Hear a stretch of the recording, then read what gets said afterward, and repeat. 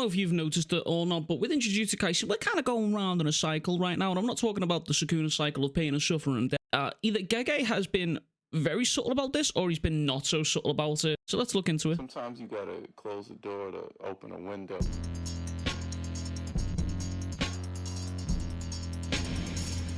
And when I say Jujutsu Kaisen is going round in a cycle, there are some key players, some key factors I want to point out before I propose this crazy crackpot theory to you right here. Number 1, Yuji and Sukuna. Gojo and the Six Eyes Limitless, Heavenly Restriction, and the Heian Era. These are all recurring themes that we see throughout the story here. And there are a lot more, but for the purpose of this video and for time's sake, I'm going to keep these ones as these 4 as the most important ones that I have sort of pinpointed throughout the little rabbit hole. And all of these, by the way, tie into Yuji actually kind of being Sukuna reincarnated rather than just being a twin, kind of. Now, to start off this theory, I just want to preface this by saying, yeah, I've lost my fucking mind. I am out of my marbles and I'm so far down a rabbit hole I can't even see the fucking light at the end of the tunnel right now on this bad boy. JJK has got my balls in a vice. But let's start with the first part of this cycle, Gojo and the Six Eyes. You see, Gojo himself is an absolute powerhouse.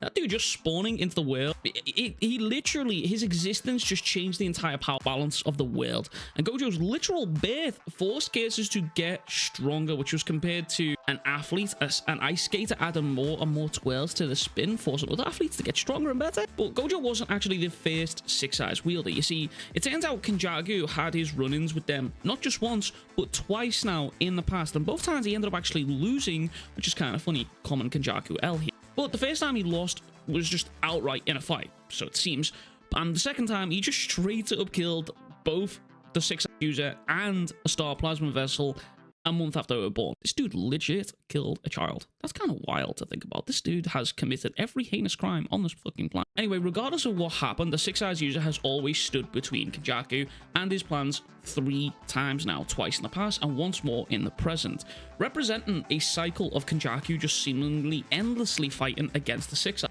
But the Six Eyes is also in a cycle. You see, in the past, a previous Six Eyes Limitless user lost in a fight to the death against a 10 Shadow user, which again repeated itself in the present day with Gojo fighting against Sukuna, who was using the 10 Shadows technique, and Gojo ultimately dying as a result of said 10 Shadows technique. But speaking of Kenjaku, this dude once mentioned to Sukuna that at the end of Shibuya, how the world of the Heian Era was starting once again, and he wasn't wrong. Enter the heavily restricted users here. See, this part of the cycle is a lot more recent in the additions here to the cycles, but the earliest emergence of this particular type of heavenly restriction, I'm not just talking about the type that Nakamaru had, no, I'm talking about the heavenly restriction. You know the one, the Toji Zenin type, the Maki Zenin type. Yeah, that dude, Toji, appeared in front of Gojo Satoru, who was considered the strongest at that time, completely catching him off guard and ripping him apart with somewhat relative ease, something that we didn't think was going to happen, but it did. And this moment was a massive turning point for Gojo in his life cycle, literally killing him and forcing him to evolve. But now we fast forward to the present day with present Maki, who is now a heavily restricted user who is once again has appeared before someone who is now considered the strongest of this time, Sukuna Ryomen. But this outcome, it's different. This outcome is very, very different. Where Toji pushed Gojo to literal death and forced him to evolve, Maki pushed Sukuna to carry a burden. This, for Sukuna, was the first time in his life he ever felt like he would need to prove something against someone else, which is the craziest thing. And again, it's not nearly as severe as death here, but seeing a larger-than-life character like Sukuna Ryomen, who has outright just stated he doesn't give a fuck about anyone else, he just lives for his own desire, declare he feels the need to prove something against someone else is certainly something, and I don't think anyone else other than Maki Zenin, or possibly even Toji Zenin, could have provided that same level of feat against Sukuna, and that again represents the cycle here. But where does Yuji and Sukuna fit into all of this craziness? How are they in the cycle? Well, quite frankly, it's difficult to say, but JJK has given a lot of breadcrumbs throughout the series here. For example, we never actually learned Sukuna's actual name, but we do know that Sukuna Ryomen was actually a title bestowed upon him, and he was a human at one point in the past. We also know that Sukuna is someone who around 1,000 years ago, many Jujutsu sorcerers sharpened their skills against, but ultimately lost and were defeated. That sound familiar, by the way? Because we're kind of getting that right now. We're kind of in that cycle. But we also know that someone of Yuji's caliber, their particular talents, they only appear once every 1,000 years. You see where I'm going with this? Yuji just so happens to be the perfect cage to suppress Sukuna, and we know Kenjaku had a hand in the creation of Yuji, and Sukuna is also aware of this. And let me turn your attention to chapter 214 and 215, where Sukuna makes two particular comments. Number one, that boy must be from back. That Kenjaku is sure twisted, which obviously we already know. I mean, the dude literally committed some seriously heinous crimes alongside killing a child. He's a pretty fucked up individual. Number two, Sukuna mentions to Urumi how Yuji looks just like that guy from Haraima. Now, at the time, most believe this was a reference to the statue of Haraima. If you haven't already seen it, it does kind of look like Yuji in this particular point. What if JJK changed the lore from this? Because again, Sukuna, Sukuna the character is actually based on an actual deity. What if JJK changed the lore here? And what if this statue from Haraima is actually a real person? What if this dude that he's referring to happened to be Yuji from that legitimate time period? And that would actually fit in line with Sukuna mentioning that the boy is from back then. Which leads me back around into the cycle and the code. Yuji Itadori, the Eye of the Storm. The mystery around Yuji Itadori is slowly but surely starting to unfold, and JJK has truly taken us full circle, and there is a lot of subtext and implications that imply that we are not yet at the peak of the mountain for this somewhat repeat of the Heian era here. For example, Kenjaku's goal was to start a new golden age of Jujutsu, a new Heian era as it were, where sorcerers from all over the world would simply just fight and challenge Sukuna and ultimately fall. But based on this one particular statement from Urumi, we know that Sukuna is yet to go all out, which implies Urumi was present when Sukuna was watching and fighting against someone who forced Sukuna to a point that he would need to go all out. I mean, we don't know if that someone was actually Gojo, but the fact that when we watched the fight of Gojo, he only stuck to the 10 shadows and didn't use any other techniques that he was hiding in there kind of is strange to me. He was using them in and out, but again, everyone kept wondering where that mystical black box was, so that kind of implies that Sukuna wasn't going all out and using all of his arsenal. I guess, let you guys discuss that one in the comments. But what if that's someone who in the past forced Sukuna to go all out, points to the unbreakable cog, which was Yuji Itadori, a cog with an indomitable human spirit who simply cannot be broken by Sukuna, something that Sukuna has even said himself, and that's why he feels bothered. That's why he feels irked about this dude, which is where this cycle is different.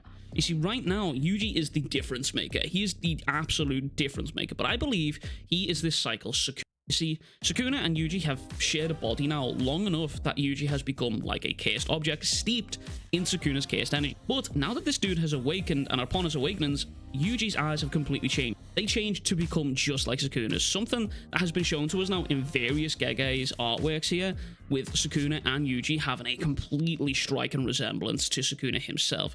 Top of all of this, it is stated how Sukuna was once a human, but we don't know how Sukuna ended up in this forearm state, but it is possible that the curse wounds of Yuji and Yuji's brothers all contribute to him attaining a similar form. Sukuna was known for eating women and children back in the day. He was a deity that was just a cannibal. He would eat anything that he seemed fit. Now, who else do we know in the story that is willing to eat anything to kill a certain someone? See where I'm going with this? You see, we've already seen Yuji's new arms here, and they look a little less than human, if I do say so myself, and now his eyes have changed to give him a more and more demonic look, fitting in line with what Choso said about him being a demon god, which seemingly felt like a throwaway line, but Choso's quite knowledgeable. He's been around for over 150 years, but that is why I think Yuji is ultimately going to become Sukuna of this era, and thus complete the cycle of JJK's story here. And the story will more than likely end in Yuji becoming a cursed object and sealed to contain the power after defeating Sukuna, something JJK has already stated that Yuji is just like as a cursed object. I know this crackpot theory is a bit crazy, but I tell you, when I tell you that I've been down the rabbit hole looking at this, the signs are kind of there. And I like the twin theory, but the theory that Yuji might actually just straight up be a reincarnation of Sukuna, and that's why Sukuna doesn't like him that much, it's because he's like looking in a mirror. That's why I think Sukuna might be Yuji, and Yuji might be Sukuna. Anyway, that's my crackpot theory. I hope you all enjoyed the ramblings of a fucking madman. Like I said, I've been down a fucking rabbit hole for this one. Also, by the way, very, very special announcement. I talked about it on stream the other day, but huge news. I am going to be a father. This irresponsible, funny accent man who talks about manga for a living is going to be a dad. I'm going to be living, and I'm going to be raising a small, tiny human, which is incredibly, very, very scary, but also incredibly exciting. Anyway, yeah, I just wanted to tell you guys that and let you guys know, because I'm super excited about that news. again, thank you all for hanging around and watching my videos. The support genuinely means a lot. It has been a fucking wild ride on this YouTube game over the past year. It has been crazy. The character arc, I feel like I've been in my farming arc, my Musashi farming arc right now. The character growth that I've gone through over the past year is really insane. The boy that I was last March is not the man that I am today, and it is truly insane. But anyway, enough of the mushy shit. Thank you everything. Thank you for everything. Thank you for watching me, and as always, I will catch you guys all in the next one. Much fucking love, big fucking kisses. Peace.